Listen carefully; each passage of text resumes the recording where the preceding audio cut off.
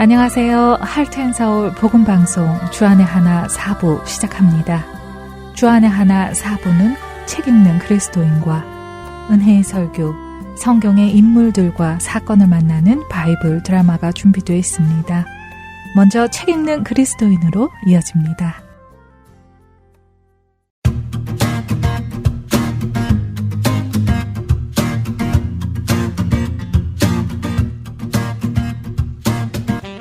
애청자 여러분 안녕하세요. 성도들에게 추천해드릴 만한 신앙서적을 읽고 내용 속에서 우리가 생각해 볼 것들을 함께 나누는 시간, 책 읽는 그리스도인 시간 진행의 정지혜입니다. 마틴 로이드 존스 목사님이 쓰신 십자가라는 책을 통해 우리를 위해 예수님께서 오르신 십자가를 계속 묵상하고 있습니다. 우리는 종종 사람과 사람 사이를 가로막는 보이지 않는 벽을 경험합니다.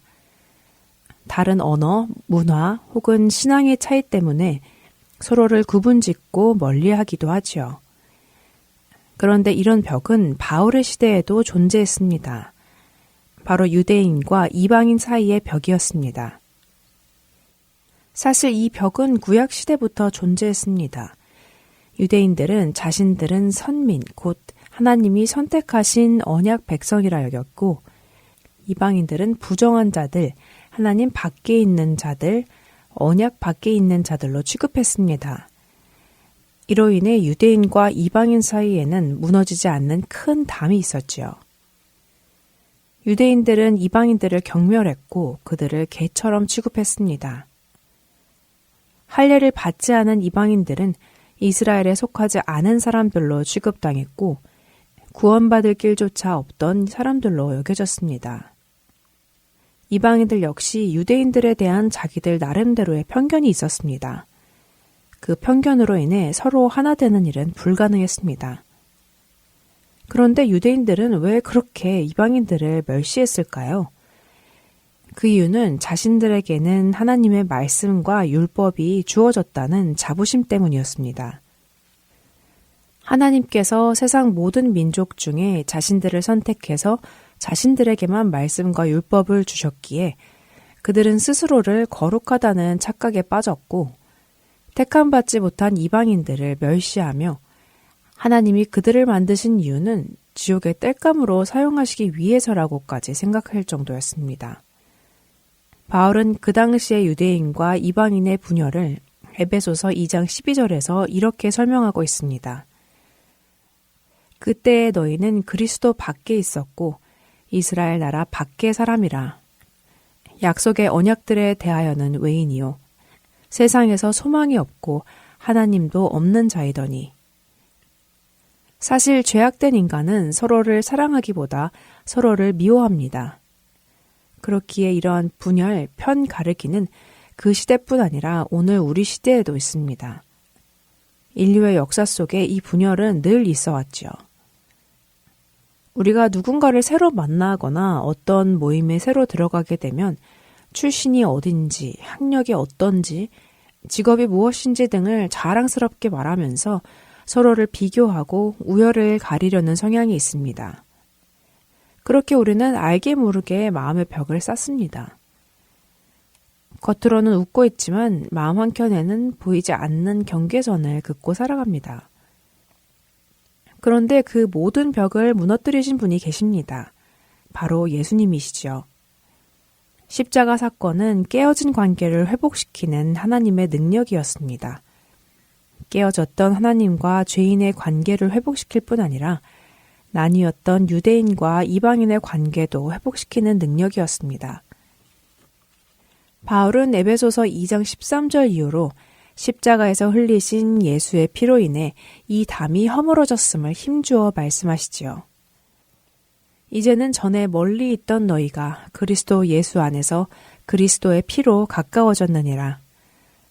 그는 우리의 화평이신지라 둘로 하나를 만드사 원수된 것 곧 중간에 막힌 담을 자기 육체로 허시고 법조문으로 된 계명의 율법을 폐하셨으니 이는 이 둘로 자기 안에서 한 세 사람을 지어 화평하게 하시고 또 십자가로 이 둘을 한 몸으로 하나님과 화목하게 하려 하심이라. 원수된 것을 십자가로 소멸하시고 또 오셔서 먼 데 있는 너희에게 평안을 전하시고 가까운 데 있는 자들에게 평안을 전하셨으니 이는 그로 말미암아 우리 둘이 한 성령 안에서 아버지께 나아감을 얻게 하려 하심이라. 바울은 유대인과 이방인 사이에 있던 바로 그 담을 예로 들며 말합니다. 그리스도께서 십자가로 그 담을 허무셨다고요. 예수님은 사람을 갈라놓던 율법의 장벽, 차별의 벽, 미움과 오해의 담을 모두 무너뜨리셨습니다. 갈라져 있던 사람들을 하나로 만드시고 중간에 막힌 담을 바로 자신의 육체로 허무시고 화평을 가져오셨습니다. 우리는 사실 하나님 앞에서 스스로를 자랑할 수 없는 존재입니다. 그럼에도 불구하고 유대인들이 스스로를 율법을 지키는 대단한 의인들이라고 생각했던 것처럼 우리도 스스로를 의롭게 생각할 때가 많습니다. 이런 교만이 바로 우리와 하나님 사이를 멀어지게 만들고 사람과 사람 사이에도 분열의 벽을 세우게 하죠. 바울조차도 자신이 히브리인 중에 히브리인이요 율법으로는 바리새인이요 흠이 없이 의로운 자라고 생각했고 자랑할 것이 많다고 생각했죠. 그러나 그가 그리스도를 만나는 순간 십자가 앞에서 그는 깨달았습니다. 자신이 붙들고 있는 그 자랑과 의로움이 오히려 사람들을 나누고 관계를 갈라놓는 벽이 되어 있었다는 것을 말입니다. 마틴 로이드 목사님은 이 사실을 십자가 책에서 이렇게 설명하시지요. 십자가는 유대인과 이방인 사이에 놓여진 분단의 장벽을 허물어 버렸습니다.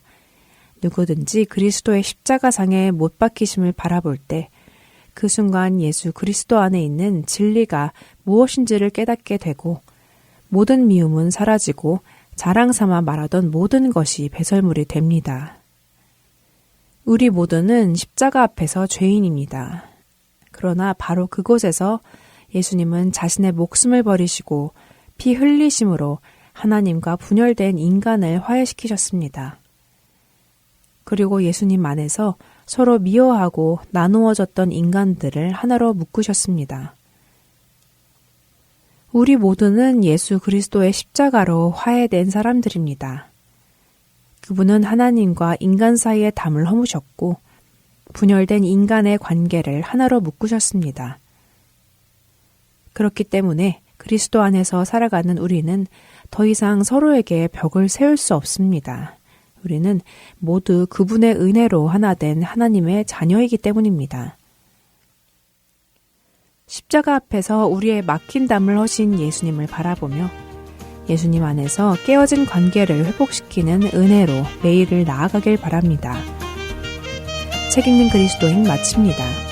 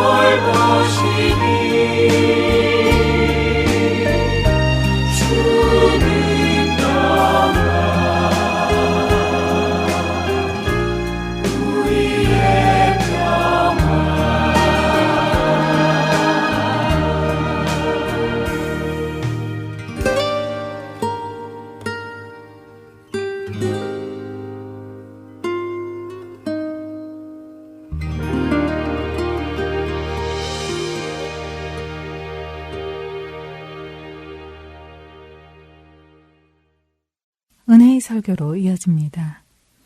오늘은 서울 베이직교회 조정민 목사님께서 요한계시록 16장 1절에서 21절을 본문으로 진노 가득한 일곱 대접이라는 제목의 말씀 전해 주십니다.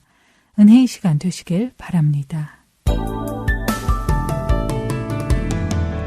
네, 오늘 계시록 말씀 16장 1절로 21절까지 말씀 한 목소리로 같이 읽겠습니다. 시작. 또 내가 들으니 성전에서 큰 음성이 나서 일곱 천사에게 말하되 너희는 가서 하나님의 진노의 일곱 대접을 땅에 쏟으라 하더라. 첫째 천사가 가서 그 대접을 땅에 쏟음에 짐승의 표를 받은 사람들과 그 우상에게 경배하는 자들에게 악하고 독한 종기가 나더라. 둘째 천사가 그 대접을 바다에 쏟음에 바다가 곧 죽은 자의 피같이 되니 바다 가운데 모든 생물이 죽더라. 셋째 천사가 그 대접을 강과 물 근원에 쏟음에 피가 되더라. 내가 들으니 물을 차지한 천사가 이르되 전에도 계셨고 지금도 계신 거룩하신 이여 이렇게 심판하시니 의로우시도다. 그들이 성도들과 선지자들의 피를 흘렸으므로 그들에게 피를 마시게 하신 것이 합당하니이다 하더라. 또 내가 들으니 제단이 말하기를 그러하다. 주 하나님 곧 전능하신 이시여 심판하시는 것이 참되시고 의로우시도다 하더라. 넷째 천사가 그 대접을 해에 쏟음에 해가 권세를 받아 불로 사람들을 태우니 사람들이 크게 태움에 태워진지라. 이 재앙들을 향하는 권세를 가지신 하나님의 이름을 비방하며 또 회개하지 아니하고 주께 영광을 돌리지 아니하더라. 또 다섯째 천사가 그 대접을 짐승의 왕좌에 쏟으니 그 나라가 곧 어두워지며 사람들이 아파서 자기 혀를 깨물고 아픈 것과 종기로 말미암아 하늘의 하나님을 비방하고 그들의 행위를 회개하지 아니하더라. 또 여섯째 천사가 그 대접을 큰 강 유브라데 쏟음에 강물이 말라서 동방에서 오는 왕들의 길이 예비되었더라. 또 내가 보매 개오리 같은 새 더러운 영이 용의 입과 짐승의 입과 거짓 선자의 입에서 나오니 그들은 귀신의 영이라. 이적을 행하여 온 천하 왕들에게 가서 하나님 곧 전능하신 이의 큰 날에 있을 전쟁을 위하여 그들을 모으더라. 보라, 내가 도둑같이 오리니 누구든지 깨어 자기 옷을 지켜 벌거벗고 다니지 아니하며 자기의 부끄러움을 보이지 아니하는 자는 복이 있도다. 새 영이 히브리어로 아마겟돈이라는 곳으로 왕들을 모으더라. 일곱째 천사가 그 대접을 공중에 쏟음에 큰 음성이 성전에서 보좌로부터 나서 이르되 되었다 하시니 번개와 음성들과 우레소리가 있고 또 큰 지진이 있어 얼마나 큰지 사람이 땅에 있어 온 이래로 이같이 큰 지진이 없었더라. 큰 성이 세 갈래로 갈라지고 만국의 성들도 무너지니 큰 성 바벨론이 하나님 앞에 기억하신 바 되어 그의 맹렬한 진노의 포도주 잔을 받으며 각 섬도 없어지고 산악도 간데 없더라.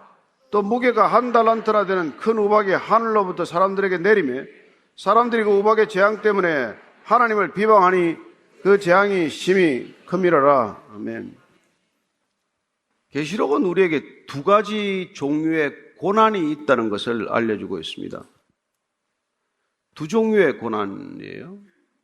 예수 믿다가, 예수님 따르다가 박해받고 고난받는 길이 있습니다.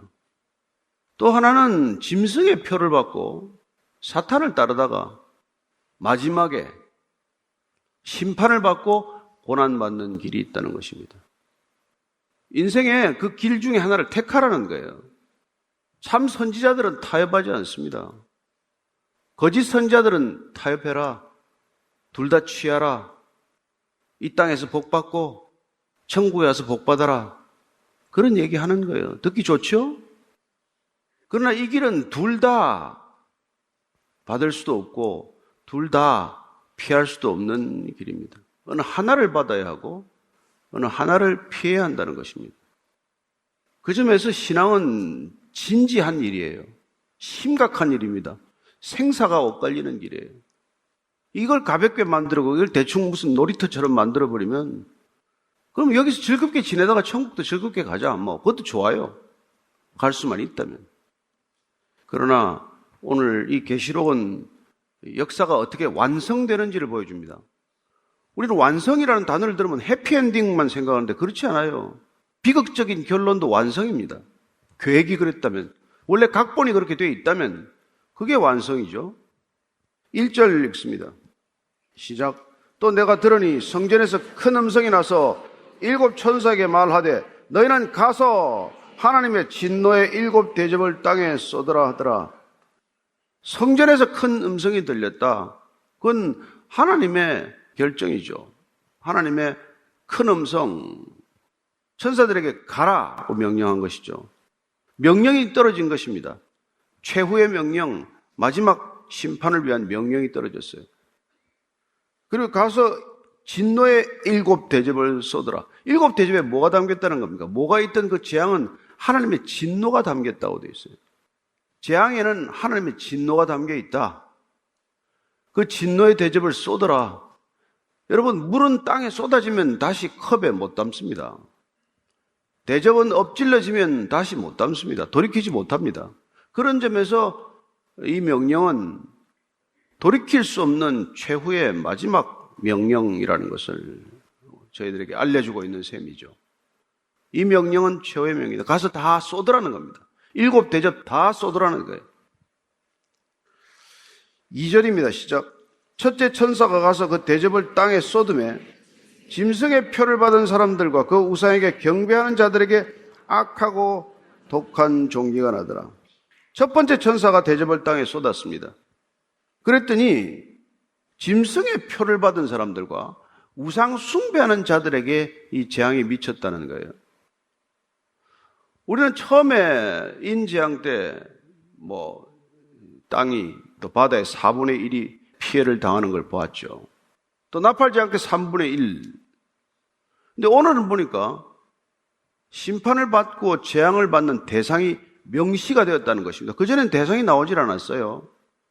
근데 이 7번째 대접 재앙의 심판 범위가, 그 대상이 짐승의 표를 받은 자들, 우상 숭배하던 자들, 그들에게 쏟으라는 것이죠. 그들에게 악한 종기가 났다 되어 있습니다. 3절 같이 읽습니다. 둘째 천사가 그 대접을 바다에 쏟으매 바다가 곧 죽은 자의 피같이 되니 바다 가운데 모든 생물이 죽더라. 첫 번째는 그 우상 숭배하는 자들과 짐승의 표를 받은 자들, 짐승의 표를 받았거나 성령의 인을 받았습니다. 성령의 인치심을 받은 자들은 사탄의 박해를 받았습니다. 사탄과 짐승과 거짓 선지자들의 피해를 당한 것이죠. 근데 지금 그 고난을 겪지 않은 자들이죠. 땅에서 잘 먹고 잘 사는 사람들인데, 이들은 황제를 늘 주라고 불렀고, 황제를 주라고 부르고, 황제를 하나님처럼 섬기던 우상 신전에 가서 마음껏 술 먹고 즐겼고, 그렇게 하다가 지금 이런 심판을 이런 것이죠. 그리고는 이제 바다의 심판이 임하니까 바다는 피같이 변했다고 되어 있어요. 죽은 자의 피같이 되었다. 그리고 모든 생물이 죽었다는 것이죠. 인간이 직접적으로 꼭 피해를 입는 종기 재앙이 아니더라도 바다에 이런 재앙이 닥치면 인간의 삶 자체가 불가능해지죠. 세 번째 재앙도 마찬가지예요. 물에 대한 재앙입니다. 4절부터 7절까지예요. 시작. 셋째 천사가 그 대접을 강과 물 근원에 쏟음에 피가 되더라. 내가 들으니 물을 차지한 천사가 이르되 전에도 계셨고 지금도 계신 거룩하신 이여 이렇게 심판하시니 의로우시도다. 그들이 성도들과 선지자들의 피를 흘렸으므로 그들에게 피를 마시게 하신 것이 합당하나이다 하더라. 또 내가 들으니 제단이 말하기를 그러하다. 주 하나님 곧 전능하신 이시여 심판하시는 것이 참되시고 의로우시도다 하더라. 주목할 만한 것은 물을 다스리는 천사가 있다는 거예요. 강과 물 근원에 그 대접을 쏟았더니 이 육지에 있는 물들을 다 먹을 수 없게 된 것이죠. 이제 그 물이 다 피가 됐으니 그 물을 마실 수가 있습니까? 그 물로 무슨 몸을 씻을 수 있습니까? 옷을 빨 수 있습니까? 생활 자체가 불가능해졌다는 것이죠. 그런데 이 물을 담당한 사람이 천사가 대접을 쏟았더니 이런 일이 나타났다는 거예요. 그런데 이런 대접을 쏟고 나서 본인이 찬양하기를 전에도 계셨고 지금도 계신 거룩하신 이여 이렇게 심판하시니 의로우시도다. 이 심판은 의롭다. 여러분 온 땅이 피로 물들여 놓고 지금 이 심판이 의롭다고 얘기하는 거예요. 당하는 사람이야 그런 거 수긍하지 않겠지만 이 심판이 의롭다는 건 무슨 뜻에서 의로운 겁니까? 악이 심판받았기 때문에 의롭다는 거예요. 마땅히 징벌받아야 할 자가 징벌받았기 때문에 의롭다는 것입니다. 각자가 한 대로 행위대로 보응이 이루어졌다는 것 때문에 지금 천사가 의로우신 심판이다. 이렇게 말했더니 그 하나님 앞에 성전 앞에 제단이 있는데 그 제단에 있었는 데서도 소리가 들리기 시작을 해요. 제단이 말했다라고 표현하고 있습니다. 그런데 그렇게 말을 하는 거예요. 그리고 또 이 피를 그 제단이 어떻게 말하느냐 하면 주 하나님 곧 전능하신 이여 심판하시는 것이 참되시고 의롭다. 제단에서 소리가 났는데 제단이 말했다라고 표현되어 있지만 제단 밑에 있는 순교자들의 목소리 아니겠어요? 제단 밑에 있는 순교자들이 영원히 하나님께 좀 기다려라. 흰옷을 입고 잠깐 기다려라. 때가 되면 내가 다 갚아줄 것이다. 그렇게 말씀하셨던 그 기도의 응답이 이루어졌다는 것을 제단이 말했다. 제단 밑에서 소리가 들렸다. 이렇게 표현하고 지금 기술하고 있는 것이죠. 그리고는 이 천사가 선지자들의 피를 흘렸기 때문에 그들에게 피 흘린 대로 그들에게 피를 마시게 하라 이렇게 말합니다. 흘린 피를 그들에게 마시게 하라. 그런 형벌이 주어진 것이죠. 어쨌건 그의 심판은 참되고 의롭다고 말합니다. 인간의 심판은 참된 심판이 없습니다. 인간의 심판은 의로운 심판이 없죠. 누가 의롭습니까? 어떤 인간이 의롭습니까? 8절 9절입니다. 시작. 넷째 천사가 그 대접을 해 소돔에 내가 권세를 받아 불로 사람을 태우니 사람들이 크게 태움에 태워진지라. 이 재앙들을 행하는 권세를 가지신 하나님의 이름을 비방하며 또 회개하지 아니하고 주께 영광을 돌리지 아니하더라. 이제 네 번째 천사가 대접을 해 쏟았는데 해가 어떻게 보면 태양이 폭발을 했는지 어땠는지 그게 너무 강렬한 열기로 사람을 태우기 시작했다고 되어 있어요. 그렇죠. 그건 이건 환상이니까 어떤 환상인지 우리가 자세히 알 수는 없지만 해가 폭발할 수도 있는 거 아니에요, 태양이. 이런 재앙들도 미리 인을 받은 사람들에게는 이 해당 무 관련이 없다는 것입니다. 그 얘기가 7장 16절에 우리가 한번 읽고 지나가야 됩니다. 시작. 그들이 다시는 줄이지도 아니하며 목마르지도 아니하고 해나 아무 뜨거운 기운에도 상하지 아니할 것이다. 이게 미리 우리에게 약속된 거란 말이에요. 왜 인치심을 받았느냐? 성령을 받으면 무슨 일이 일어나느냐? 이런 해로부터 이미 넘어선 거란 말이에요. 그래서 이 지금 기록된 재앙들은 하나님의 백성들과는 사실 무관한 일이에요. 그래서 여러분 정말 왜 우리는 인치심을 받으면 그런 것들부터 자유합니까? 어쩌다가 이런 놀라운 변화가 일어났어요? 어떻게 하다 여러분들 이런 말씀을 또 믿게 됐습니까? 에스겔서 36장 26절 27절입니다. 시작. 또 새 영을 너희 속에 두고 새 마음을 너희에게 주되 너희 육신에서 굳은 마음을 제거하고 부드러운 마음을 줄 것이며 또 내 영을 너희 속에 두어 너희로 내 율례를 행하게 하리니 너희가 내 규례를 지켜 행할지라. 새 영을 부어줬기 때문에 인치심을 받아라. 새로운 영을 받아라. 이 말이란 말이죠. 여러분 하나님의 인치심이 뭡니까? 새 영을 받는 거란 말이에요. 새 영을 받았더니 어떻게 됐습니까? 고집이 사라졌어요. 여러분 무지하기 때문에 고집 부리는 거 아닙니까? 알면 왜 고집을 부리겠어요? 근데 끝까지 회개 안 하는 건 뭐예요? 그건 무지에서 비롯된 고집이죠, 고집. 이런 일이 있는데도 그들은 하나님의 이름을 비방했다고 되어 있어요. 그러면서 재앙이 일어나면 회개하고 돌이켜야 될 텐데 그러지 않는다는 거예요. 그렇게 돌이킬 수 있다는 게 여러분 은혜라는 거 아시겠습니까? 믿게 된 것이 여러분들의 능력이 아니라 은혜라는 것을 아시겠습니까? 그게 그냥 믿어집니까? 그렇습니다. 우리에게 하나님께서 이런 약속을 하신다는 게 약속 자체가 은혜지만은 그 약속이 받아들여지는 건, 그 받아들여지기 위해서 우리가 세상으로 줄다람 치다가 회개라는 것을 통해서 돌이켰다는 건, 그래서 회개만큼 큰 은혜가 어디 있어요? 왜 은혜가 없습니까? 회개를 안 하면 은혜가 없겠죠. 회개한 만큼 은혜가 있고 회개한 만큼 놀랍게도 능력이 임할 줄로 믿으시기 바랍니다. 끝까지 회개하지 않았다고 되어 있어요. 회개하지 않았으니까 주님께 영광을 돌릴 일도 없죠. 늘 자기의 영광을 위해서 일생 살아가는 자들이 되고 만 것이죠. 사람끼리의 영광을 서로 부추기면서 사는 것이죠.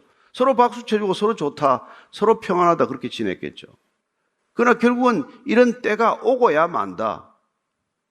그 얘기를 하고 있는 것입니다.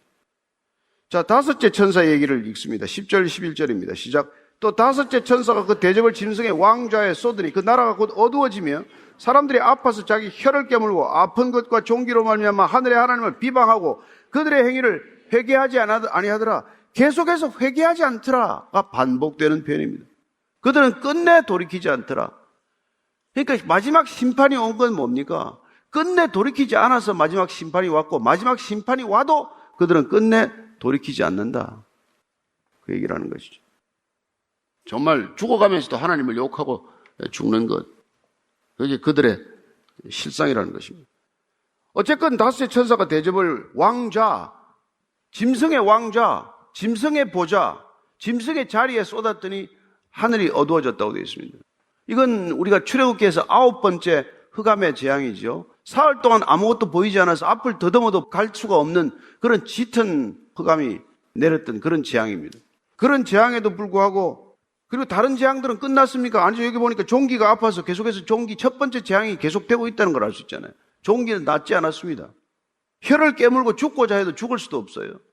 혀를 깨물어서 죽고자 하지만 죽어지지도 않아요. 그런데도 하나님의 일을 비방하고 그들의 행위를 회개하지 않더라. 끝까지 회개하지 않더라. 그래서 오늘 이 시대도 마찬가지입니다. 정말 우리가 복음을 전하보면 알지 않습니까?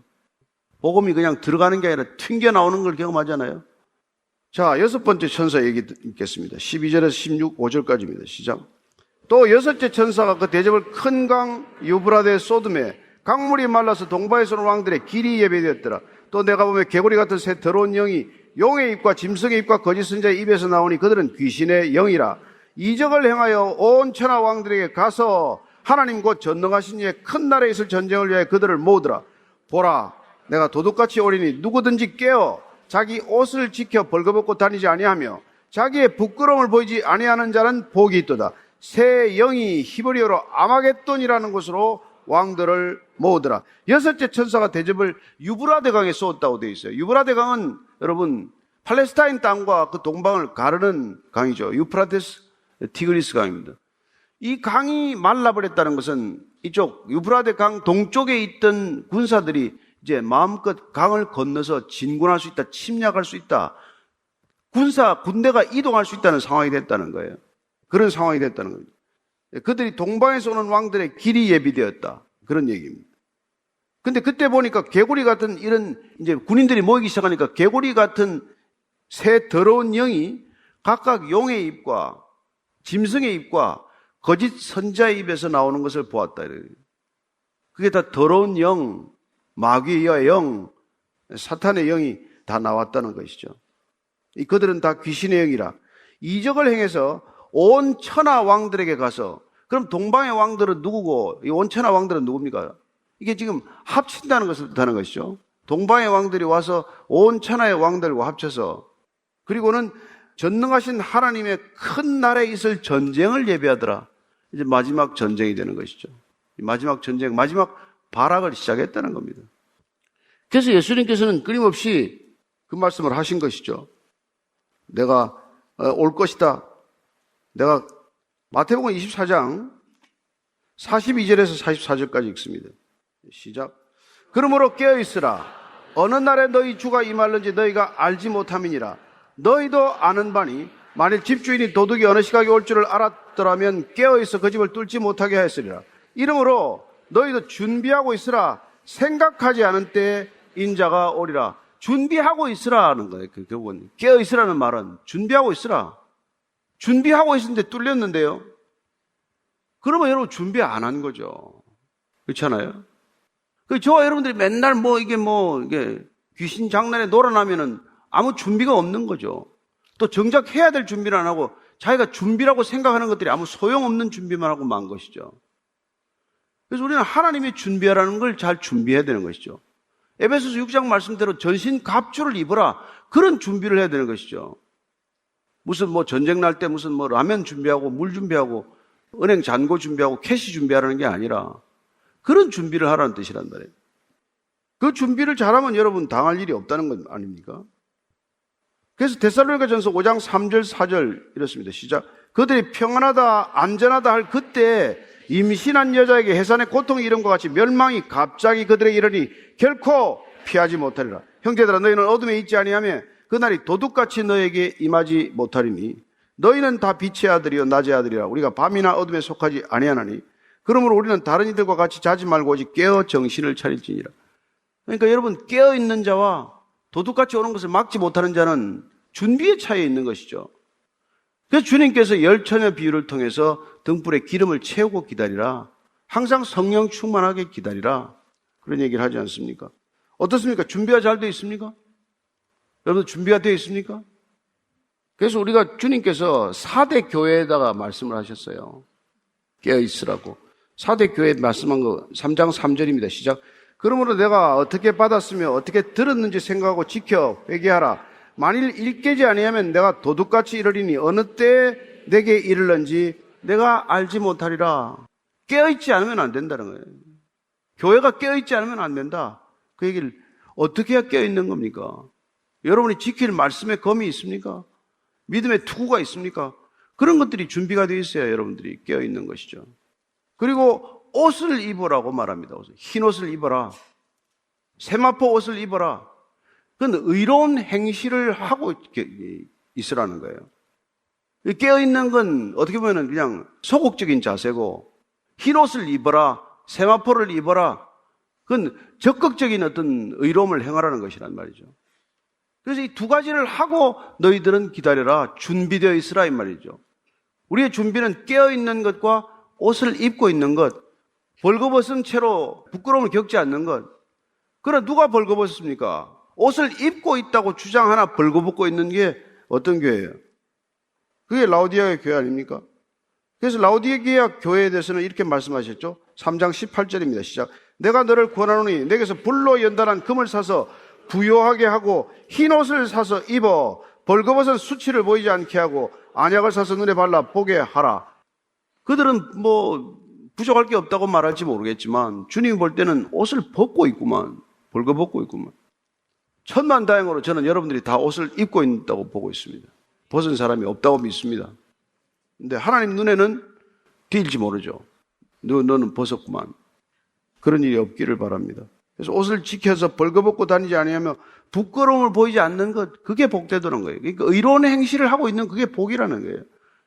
여러분들이 무슨 세상에서 무슨 이런저런 복이 아니라 여러분들이 하나님과 의로운 관계에서 날마다 의로움을 삶의 기준으로 삼고 살아가는 그 자체가 복이란 말이에요.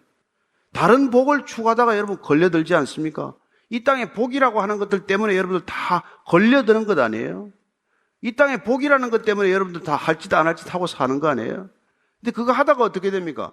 고난은 면할지 모르겠지만 영원한 고난, 영원한 징벌에 처하게 된다.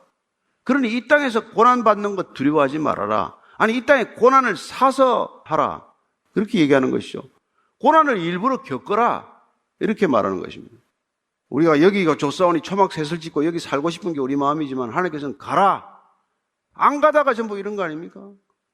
모이는 이유는 흩어지기 위해서요. 우리 여기 앉아있는 이유는 떠나기 위해서 앉아있는 거란 말이에요. 교회 능력은 sitting capacity가 아니라 sending capacity라고 그러지 않습니까? 좌석 수가 교회의 능력이 아니다. 얼마나 많은 사람들이 떠났느냐? 얼마나 많은 사람이 그 교회가 떠나서 교회가 되었느냐? 그게 능력이란 말이죠. 그래서 우리는 깨어있어야 한다는 것, 벌거벗은 채로 있지 않아야 한다는 것. 자, 일곱째 천사, 마지막 천사, 17절부터 마지막까지 읽습니다. 시작.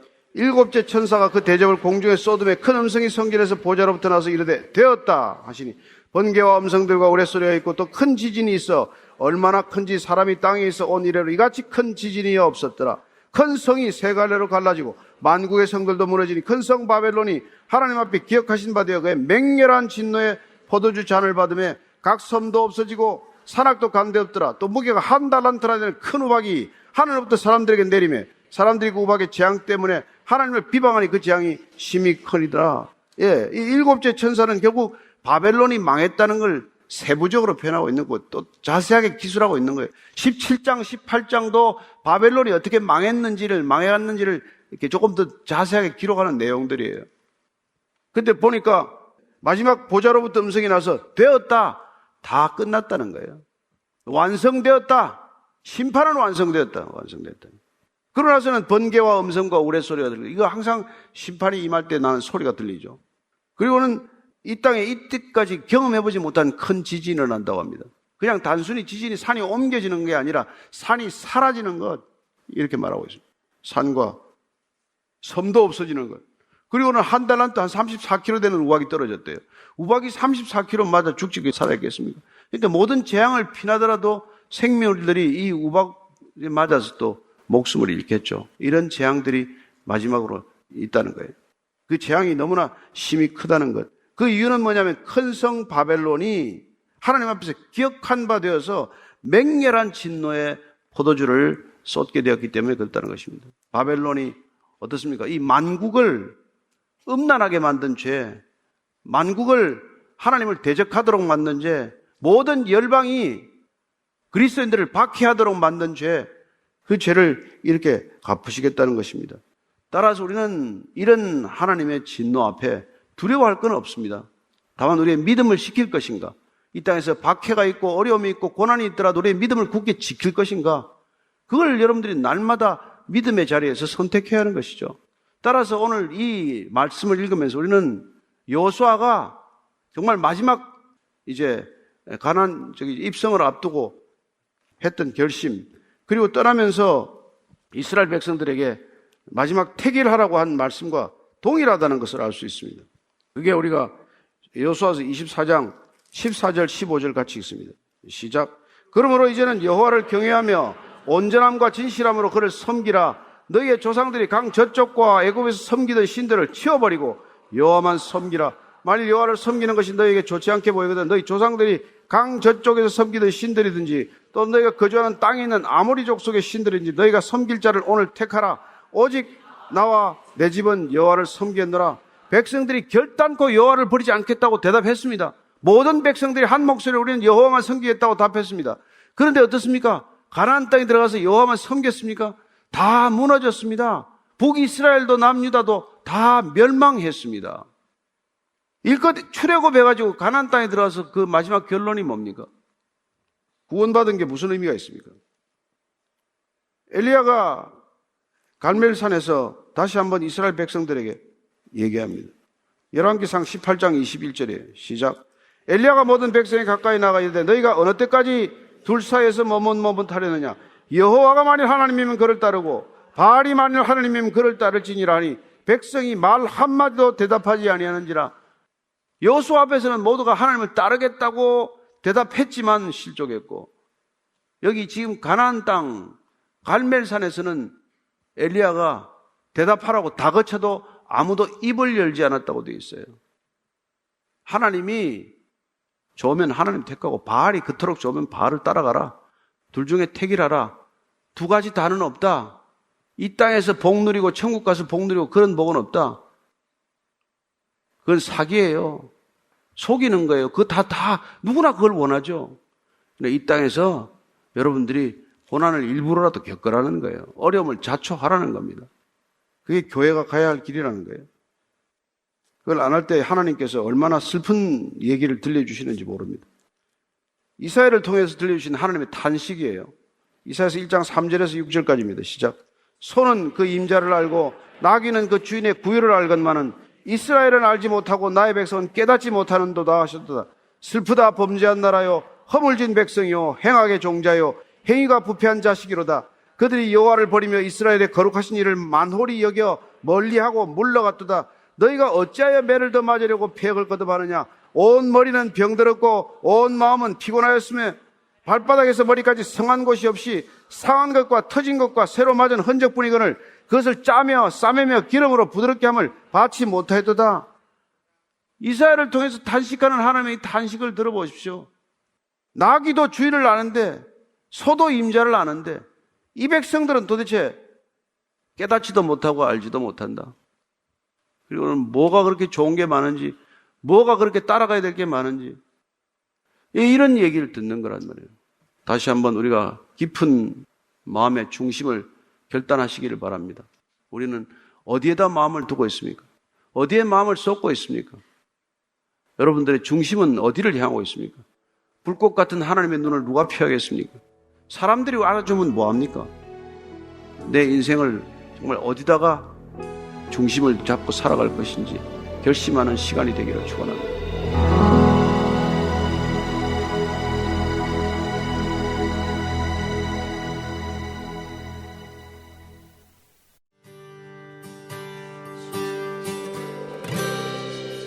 모든 상황 속에서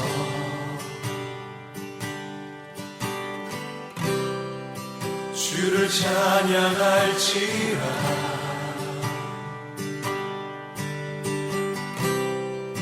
주는 너의 큰 사랑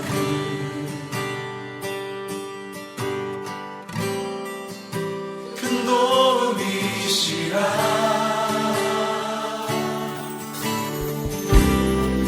주의 얼굴 구할 때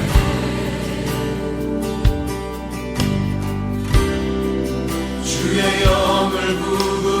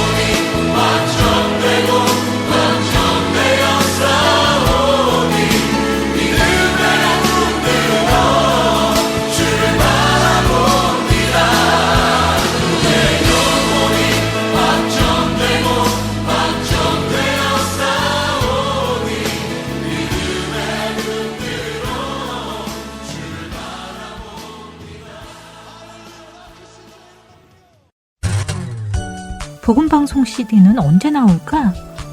왜 아직도 안 오는 거지?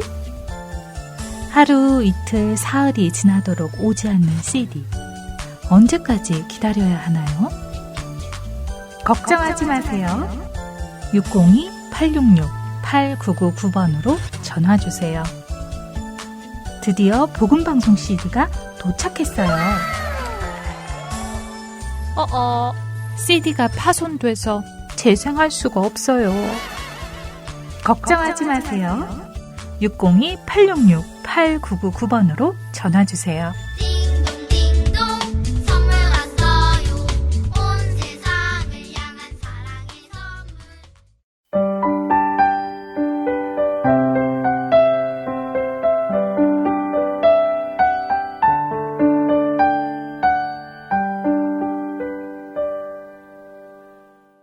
성경 속의 인물들과 사건을 만나는 바이블 드라마로 이어집니다.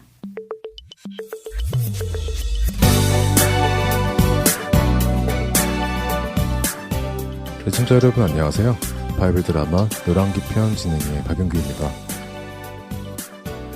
오래 참으시는 하나님은 우상을 섬기는 북이스라엘에게 계속해서 구원의 은혜를 보여주시며 그들이 돌이킬 기회를 주셨습니다.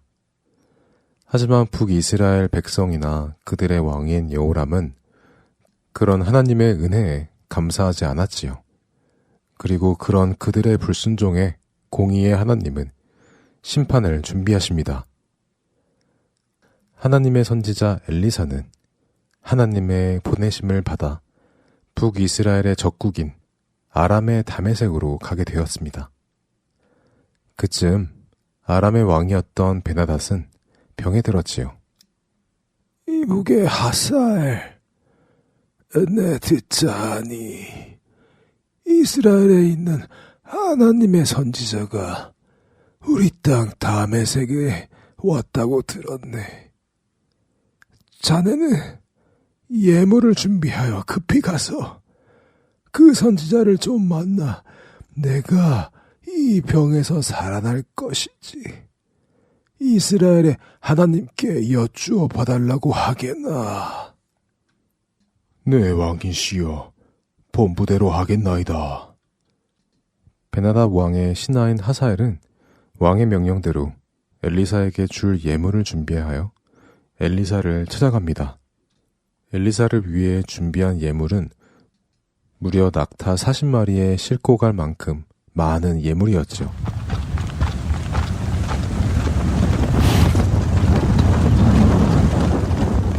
하사엘은 그렇게 엘리사 선지자를 찾아갑니다.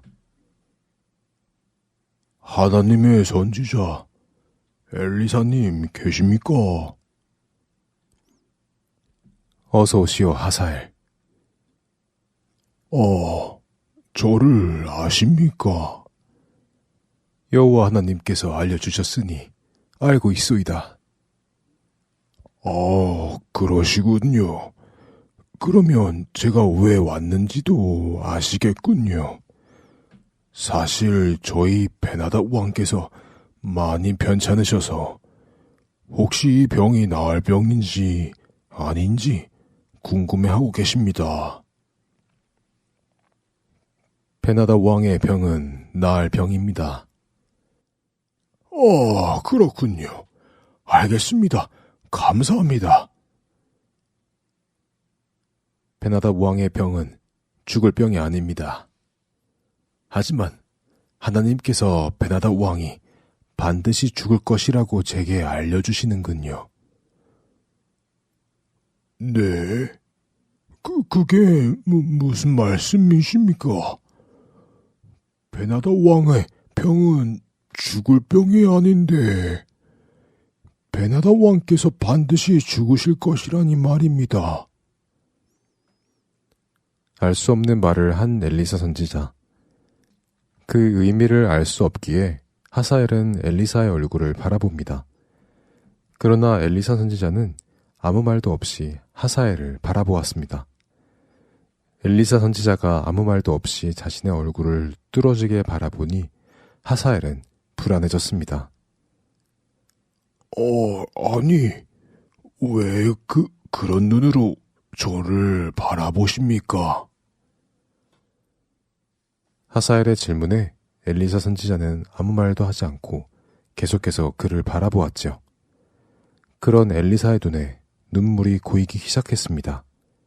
그리고는 이내 엘리사 선지자가 울기 시작했습니다.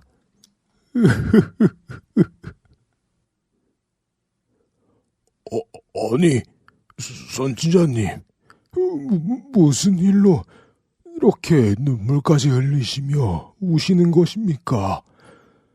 답답합니다. 말씀을 좀 해보시지요.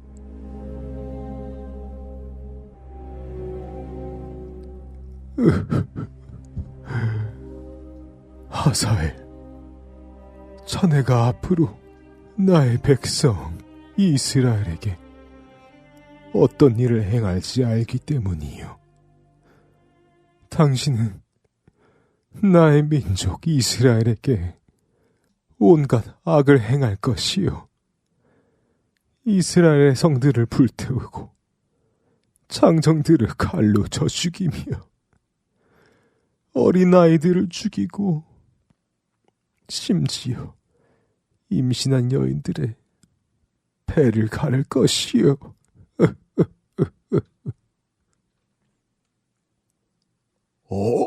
아니, 그게 무슨 말씀이십니까? 선지자님, 어찌 저 같은 아무것도 아닌 사람이 그런 일을 하겠습니까? 말도 안 됩니다. 자네의 마음속에 있는 그 욕심을 하나님께서 이미 알고 계시오. 그리고 나에게 말씀하셨소. 하지만 하나님께서는 그 일을 허락하셨으니 그렇게 될 것이요. 하사엘, 당신이 베나닷을 이어 아람의 왕이 될 것이요.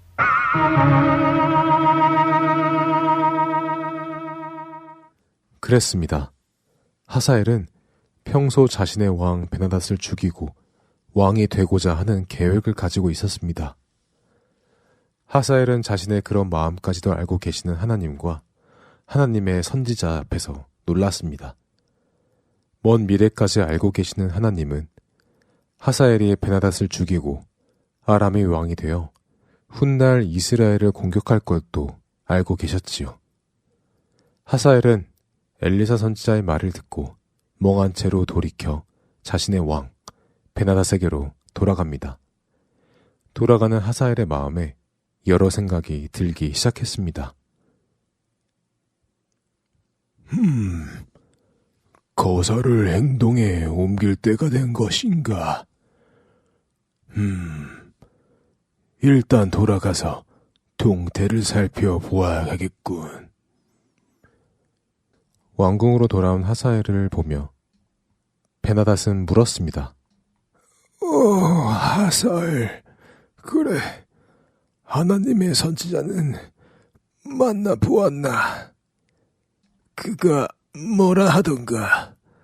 내 병이 나을 것이라 하던가? 네, 왕이시여. 왕의 병은 죽을 병이 아니라고 하셨습니다. 그러니 안심하십시오. 그래. 그 말을 들으니 벌써 힘이 나는 것 같군 그래. 이제 베나닷에게는 어떤 일이 일어날까요? 바이블 드라마 11개 편 다음 시간에 뵙겠습니다. 안녕히 계세요.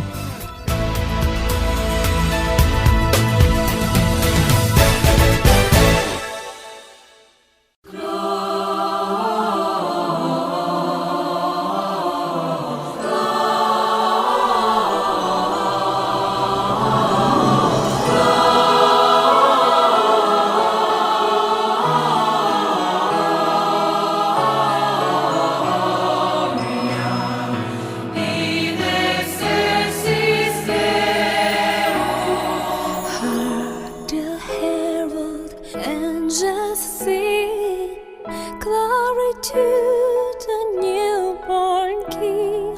peace on earth and mercy mild, God and sinners reconciled.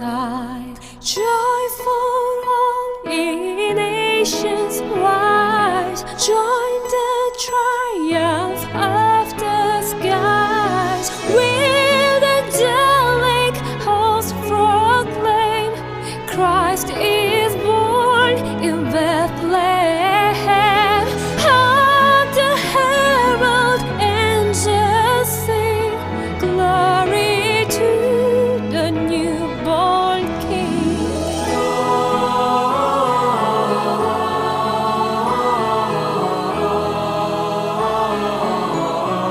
To the newborn King, excelsis Deo,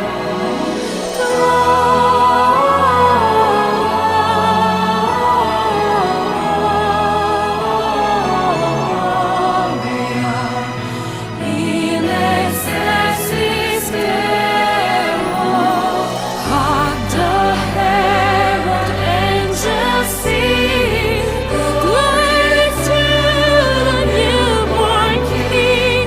Peace on earth and mercy mild, God and sinners reconciled. Joyful all ye nations rise, join the triumph of the skies. With angelic hosts proclaim, Christ is born in Bethlehem. Hark the herald angels sing, glory to the newborn King. To the newborn King. In excelsis Deo,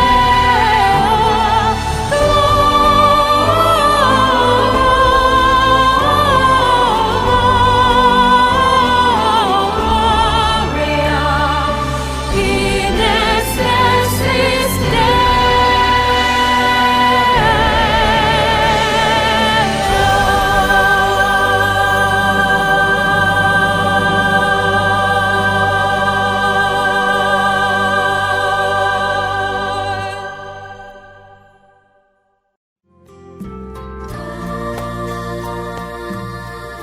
주안의 하나 4부 준비된 순서는 여기까지입니다. 두근두근 설레는 마음으로 신랑 되신 예수님을 손꼽아 기다리는 우리 모두 되기를 바라며 다음 이 시간에 다시 찾아오겠습니다. 안녕히 계세요. 고맙습니다.